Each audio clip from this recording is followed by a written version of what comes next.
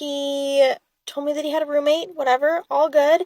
Tried to invite the roommate on our first date, and it was his ex, first of all. So I didn't go on that date. But somehow he talked me into another date, so I did go on that date with him. Really long story short, it was his current girlfriend. And she is not happy to this day that I didn't know she existed. Second story, met this guy on Tinder. I know, that's the first issue. Um, and I had talked to him for a few months, and he suddenly stopped talking to me, so I needed to find out why. So I ended up finding out that he was in jail and messaged his ex, and she was like, yeah, no, I put him in jail. I'm not gonna disclose why, but he is gonna be there for a long time. Yeah. And I was like, oh, okay, like, I'm so sorry, whatever. And she was like, just so you know, like, we live together, we have cats together, and we're married. We're engaged. We're gonna get married. What?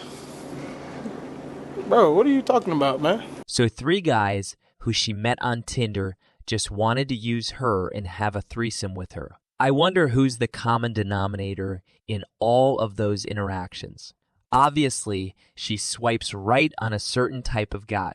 She only swipes right on deadbeats, then is upset when she gets the deadbeat treatment. I am 23 and now engaged, so I've done some dating around before this. And Yeah, boy. the first guy I ever liked was in high school, and he would constantly compare me to his ex, and he would compare my body type to hers, telling me that I had chicken legs and that she was nice, beautiful, and thick. Imagine what that did to my self-confidence. Just imagine. The second guy I ever dated was when I was 16, and he was 21. Literally disgusting. Disgusting. I don't know. I guess I thought I was like cool for pulling an older guy, and the whole time I was just being taken advantage of. He was extremely toxic and manipulative, and he definitely put a dent into my dating period because I was traumatized. Then I went through this era where apparently I was just pulling and talking to guys that were in full-blown secret relationships. I wonder how long was that dent? 1 day, 2 days. Anyway, good job on embarrassing your husband. Thanks for letting us know that the whole football team ran through you. That was only a small clip from her TikTok. She got ran through a lot more than that, and she's only 23. And of course, all of them were toxic and manipulative. A lot of us have dated longer than we've ever really been single. And your brain chemistry is so much different when you're constantly focused on a relationship rather than focused on loving you. And until you allow yourself to be single for a while, your brain is going to get so used to absorbing other people's lives, it's going to start neglecting itself.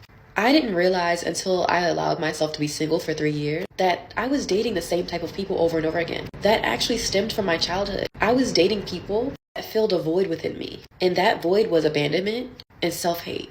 Every person in their 20s needs to live alone at least once. I probably said this before, and I will say it again and again and again and again and again. It is a necessary process, a necessary chapter in your life that you need to embark on. It's called living alone.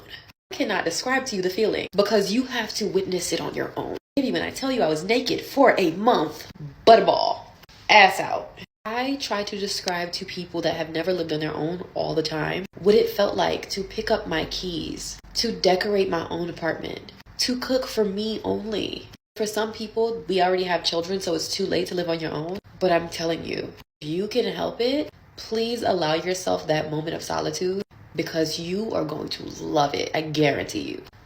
A woman being alone isn't the same as a guy being alone. When she means being alone, she means to get run through but not commit to any one guy. Do you really believe she wasn't hooking up that year when she lived by herself? Guys have been truly alone for the longest.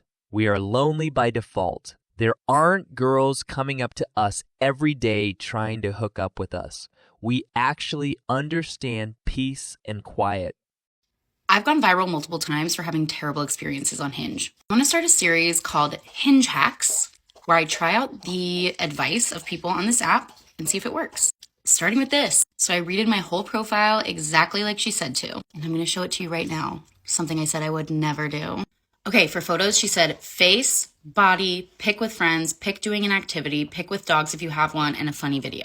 Here's my face pic. I have the first few seconds of my favorite song right here. This is a literal prompt she recommended, like word for word. Limited basic info, full body photo, picture with friends. And I did like a very basic 2 truths and a lie. An activity, pic with my dogs, and a funny video.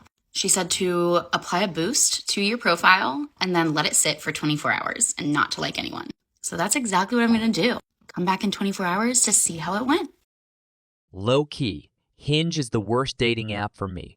I only get paired with ones or twos.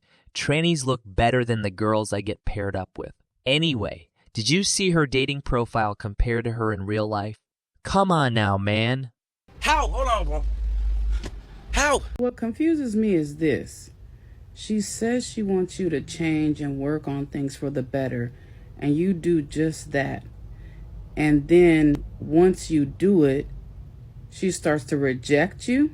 Girl, get the